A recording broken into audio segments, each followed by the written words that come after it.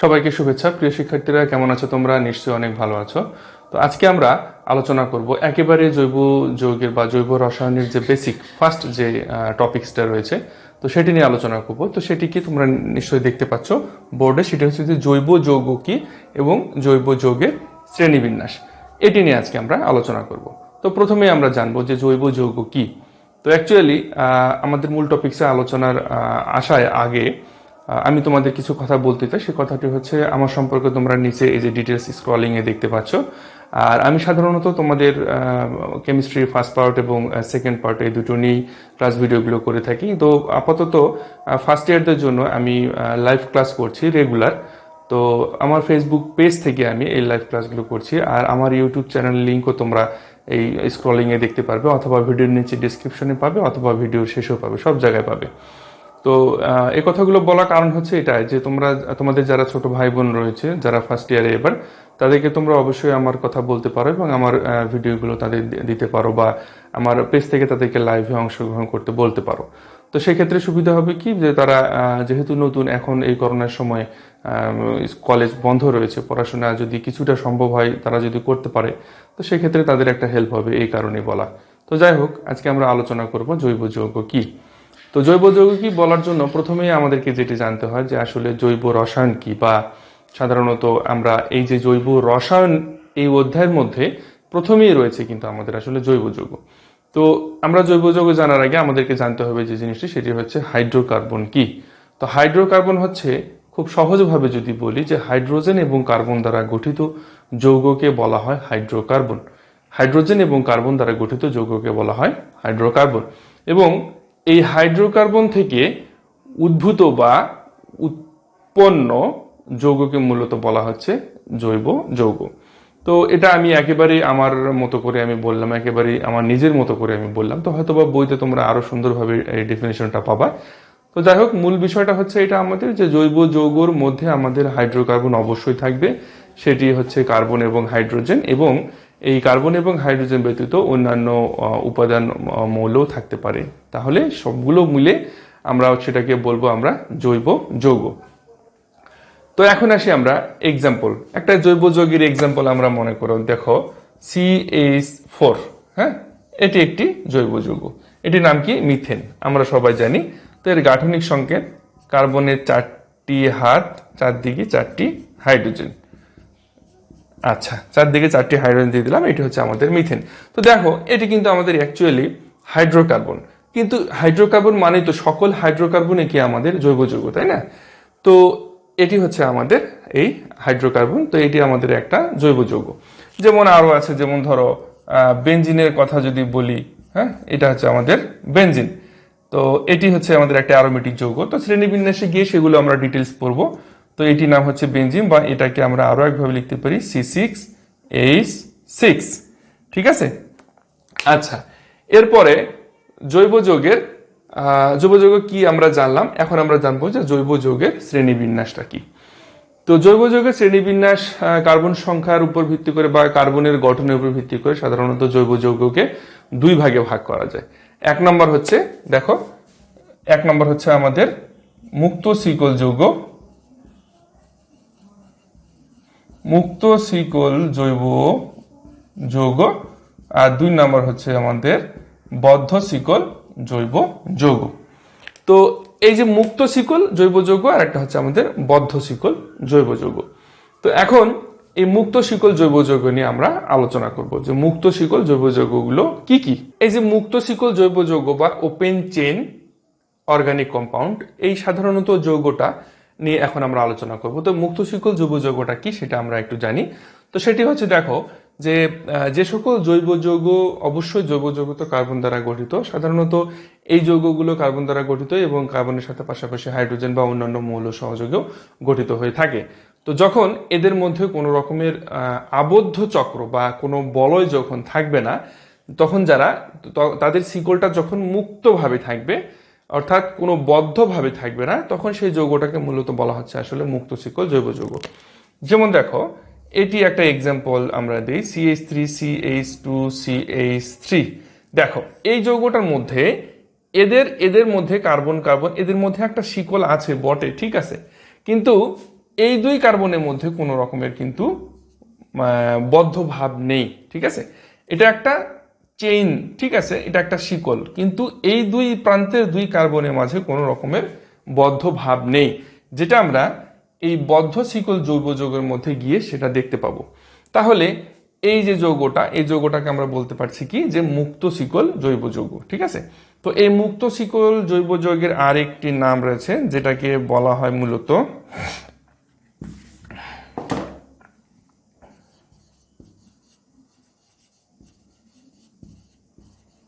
Aliphatic জৈব যৌগ, অথবা অ্যালিফেটিক হাইড্রোকার্বনও বলা হয় তাকে। হ্যাঁ, অ্যালিফেটিক জৈব যৌগ বা অ্যালিফেটিক হাইড্রোকার্বন, যেহেতু হাইড্রোকার্বন মানে সেটা জৈব যৌগ। হ্যাঁ, তো এরপরে আসি আমরা এখন এই মুক্ত শিকল জৈব যৌগের যে শ্রেণীবিন্যাসগুলো রয়েছে, ধারাবাহিক শ্রেণীবিন্যাসগুলো, সেটি নিয়ে আমরা আলোচনা করি। মুক্ত শিকল জৈব যৌগ আমরা জানলাম দুই রকমের, একটা হচ্ছে সম্পৃক্ত যৌগ আর একটা হচ্ছে অসম্পৃক্ত যৌগ। তো এই সম্পৃক্ত যৌগটা কি সেটি আগে আমরা জানি। তো আসলে এই সম্পৃক্ত যৌগটা হচ্ছে এমন এক ধরনের যৌগ যে যৌগের মধ্যে কার্বন কার্বন এক বন্ধনী বিদ্যমান থাকবে, কার্বন কার্বন এক বন্ধনী বিদ্যমান থাকবে এবং তাদের মধ্যে একটা শক্ত বন্ধন বা শক্ত গঠন বিরাজ করবে, ঠিক আছে। যেমন দেখো, এটার এক্সাম্পল যদি আমরা বলি যে CH3CH2CH3, হ্যাঁ, দেখো এই যৌগটার মধ্যে কিন্তু একটা কার্বন এবং কার্বনের মাঝখানে একটা এক বন্ধনী আছে, ঠিক আছে। এর মাঝে কোনো দ্বিবন্ধন বা তিন বন্ধন নেই। তো অনায়াসে আমরা এই যৌগটাকে বলতে পারি যে এটা একটা সম্পৃক্ত যৌগ। তো মিথেন, ইথেন, প্রোপেন, এটার নাম হচ্ছে আমাদের প্রোপেন। আচ্ছা, তোমরা অনেকেই বলতে পারো একটা জিনিস, সেটা হচ্ছে যে স্যার আপনি আগে এই জৈব যৌগের শ্রেণীবিন্যাসটা না করে আপনি আগে নামকরণগুলো পড়িয়েছেন কেন? তো তোমরা হয়তো লক্ষ্য করে দেখছো যে আমি কিন্তু এই অধ্যায় শুরুতেই নামকরণগুলো আগে তোমাদেরকে পড়িয়েছি। এই কারণে পড়িয়েছি যে নামকরণগুলো আমাদের প্রত্যেকটা জায়গায় প্রত্যেকটা ক্ষেত্রে লাগবে, এই কারণে নামকরণগুলো আমি আগে পড়িয়েছি। তারপরে প্রথমে আবার চলে এসেছি, প্রথমে এসে আমি জৈব যৌগ কি এবং জৈব যৌগের শ্রেণীবিন্যাস কি এটি নিয়ে আলোচনা করছি। তো যাই হোক, আমরা সম্পৃক্ত যৌগ জানলাম, এটা হচ্ছে আমাদের প্রোপেন। সম্পৃক্ত যৌগটা হচ্ছে এমন এক ধরনের যৌগ যে এই যৌগের মধ্যে কার্বন কার্বন এর মধ্যে এক বন্ধন বা সিঙ্গেল বন্ড থাকে, ঠিক আছে।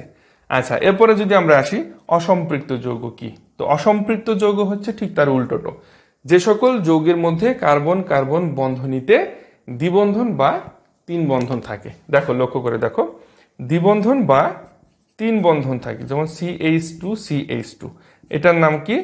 এটার নাম হচ্ছে আমাদের ইথিন। ওকে, আচ্ছা, এটা হচ্ছে আমাদের অসম্পৃক্ত যৌগ। তার একটা এক্সাম্পল আমরা দেখি, CH ট্রিপল বন্ড CH, এটার নাম কি আমাদের ইথাইন, তাই না? এগুলো হচ্ছে আমাদের অসম্পৃক্ত যৌগ। তাহলে আমরা জানলাম কি, যে অসম্পৃক্ত যৌগ হচ্ছে আমাদের সেই সকল যৌগ যে সকল যৌগের মধ্যে কার্বন কার্বন বন্ধনীর মাঝে দ্বিবন্ধন বা ত্রিবন্ধন থাকে, ঠিক আছে। আচ্ছা, আমরা এখন নেক্সট বদ্ধ শিকল জৈব যৌগটা দেখি। এতক্ষণ আমরা জানলাম কি, যে মুক্ত শিকল জৈব যৌগ নিয়ে আলোচনা করলাম, এরপর আমরা বদ্ধ শিকল জৈব যৌগ নিয়ে আলোচনা করব। বদ্ধ শিকল জৈব যৌগ আমরা জানি সাধারণত হচ্ছে, স্পষ্টভাবে এখান থেকে বোঝা যাচ্ছে যে এটা কি থাকবে, বদ্ধ থাকবে। তো সাধারণত যে সকল জৈব যৌগ বা তাদের কার্বন পরমাণুর মধ্যে একটা সংযুক্তি তৈরির ফলে কি হয়, তাদের কার্বন কার্বন বহির প্রান্তগুলো কি হয়, বদ্ধভাবে আবর্তিত থাকে। তো সেই ক্ষেত্রে সেই সকল যৌগকে আমরা বলতে পারি যে আসলে বদ্ধ শিকল জৈব যৌগ। তো চলো আমরা একটা এক্সাম্পল দেখি। যেমন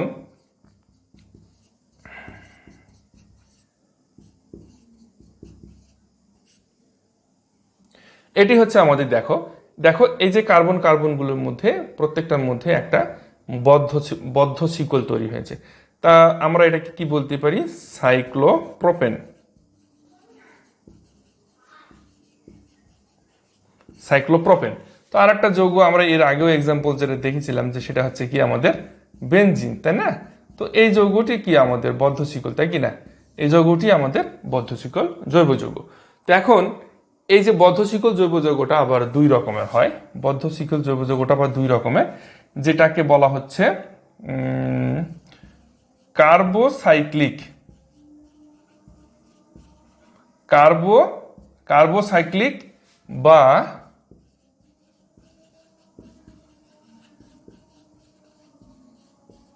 হোমোসাইক্লিক জৈব যৌগ।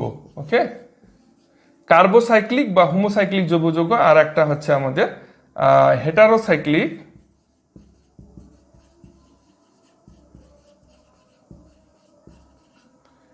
হেটারোসাইক্লিক জৈব যৌগ।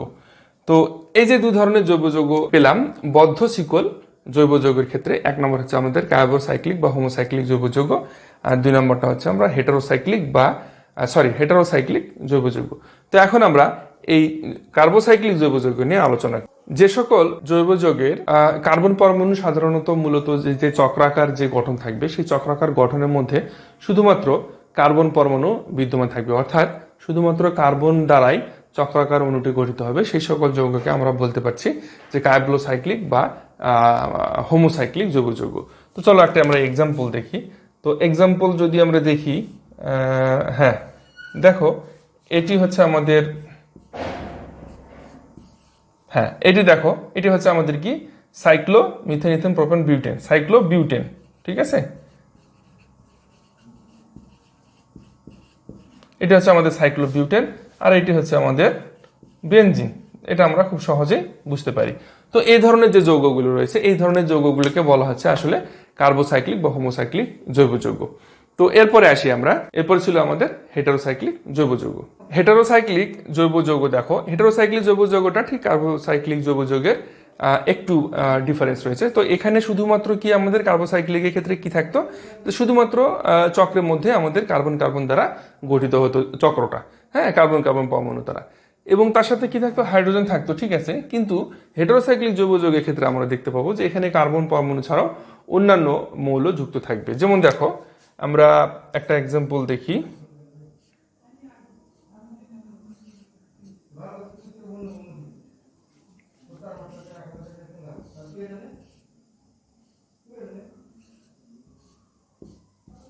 যেমন দেখো এটা হচ্ছে আমাদের ফিউরান আর এটা হচ্ছে আমাদের থায়োফিন, তাই না? এটা হচ্ছে আমাদের ফিউরান, এটা হচ্ছে আমাদের ফিউরান, আর এটা হচ্ছে আমাদের থায়োফিন।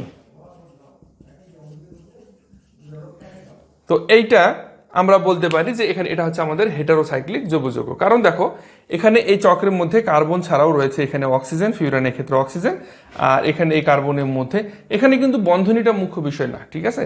এখানে বন্ধনীটা মুখ্য বিষয় না, কারণ হচ্ছে দেখো এটা দুই বন্ধনীর ক্ষেত্রে হচ্ছে, এটা দুই বন্ধনী হচ্ছে, এবং এখানে দেখো এগুলো এটা হচ্ছে তোমার এক বন্ধনী, এটা আবার দ্বিবন্ধনী, বেনজিন দ্বিবন্ধনী। তো সেক্ষেত্রে এখানে আমরা দেখতে পাচ্ছি এটা কার্বন, এটা কার্বন, কার্বন কার্বন, এবং এর মাঝখানে অক্সিজেন রয়েছে, এটাও ঠিক তাই, এর মাঝখানে সালফার রয়েছে।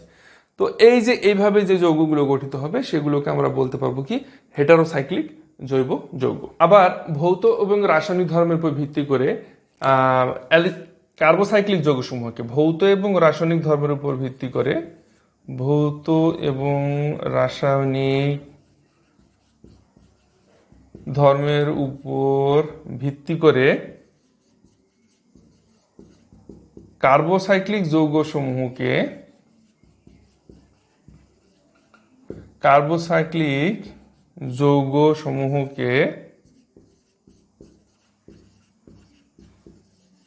দুই ভাগে ভাগ করা যায়।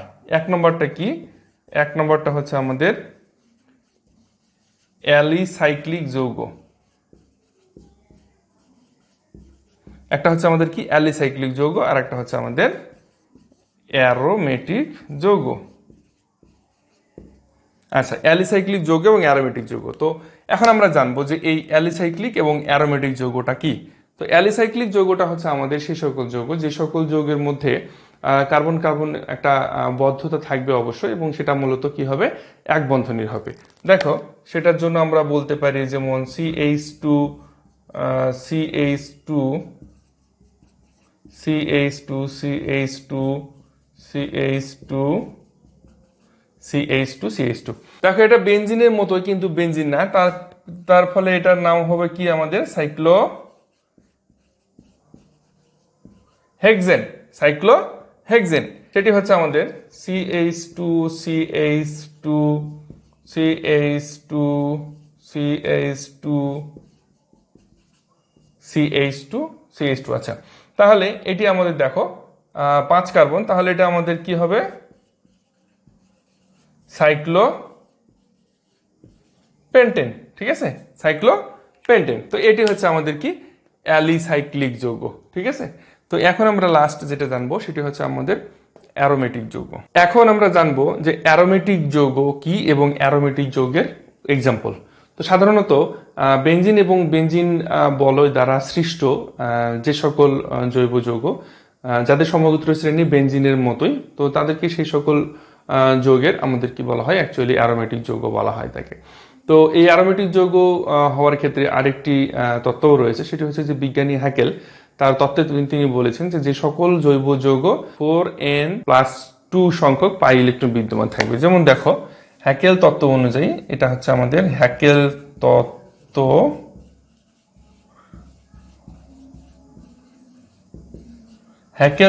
অনুযায়ী 4n+2 সংখ্যক কি থাকবে, পাই ইলেকট্রন থাকবে। যে সকল জৈব যৌগের মধ্যে বা বেনজিন বা বেনজিন যুক্ত বলয়ের মধ্যে 4n+2 সংখ্যক পাই ইলেকট্রন থাকবে, সেই সকল যৌগকে মূলত বলা হচ্ছে অ্যারোমেটিক যৌগ। তো এটি আসলে কি, তো এখানে এন এর মান যে কোনো পূর্ণ সংখ্যা হবে, হ্যাঁ, 0 1 2 3 এভাবে পূর্ণ সংখ্যা হবে। তো এখন আমরা যদি আচ্ছা, এই যে তাহলে আমরা জানলাম যে অ্যারোমেটিক জৈব যৌগটা কি। অ্যারোমেটিক জৈব যৌগ আবার দুই রকমের, একটা হচ্ছে বেনজিন বলয়যুক্ত যৌগ, হ্যাঁ, বেনজিন বলয়যুক্ত যৌগ, আর একটা হচ্ছে নন বেনজিনয়েড, অর্থাৎ বেনজিনয়েড যৌগ, আর একটা হচ্ছে নন বেনজিনয়েড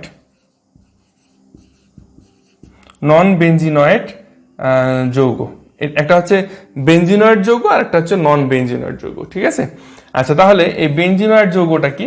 বেনজিনয়েড যৌগের মধ্যে আমরা দেখতে পাচ্ছি অনায়াসে, সেটি আমাদের রয়েছে কি, এটা হচ্ছে আমাদের বেনজিন, ওকে, এটা হচ্ছে আমাদের বেনজিন। তারপরে মনে করো তারপরে রয়েছে এখানে, যেমন দেখো এটা হচ্ছে আমাদের বেনজিন, এটা হচ্ছে আমাদের ন্যাপথালিন, তারপরে এটার সঙ্গে যদি আর একটা চক্র যোগ করা হয়, আমি এক্সাম্পল দিয়ে দিচ্ছি তোমাদের, দেখো তোমরা, এটার নাম হচ্ছে কি অ্যানথ্রাসিন, হ্যাঁ, এটার নাম হচ্ছে আমাদের অ্যানথ্রাসিন। এগুলো কিন্তু সব বেনজিনয়েড যৌগ, এখন নন বেনজিনয়েড একটা এক্সাম্পল আমরা দেখি। নন বেনজিনয়েড এক্সাম্পল যদি আমরা দেখি, সেটা হচ্ছে আমাদের কি হবে, ভেরি সিম্পল, এইখান থেকে দিব এস, হ্যাঁ, এস। আচ্ছা দেখো, এইটা হচ্ছে আমাদের নন বেনজিনয়েড যৌগ, কিন্তু এটা কিন্তু একটা অ্যারোমেটিক যৌগ, ঠিক আছে। এটা আমাদের নন বেনজিনয়েড যৌগ, এখানে এন এর মান হচ্ছে তোমার 1।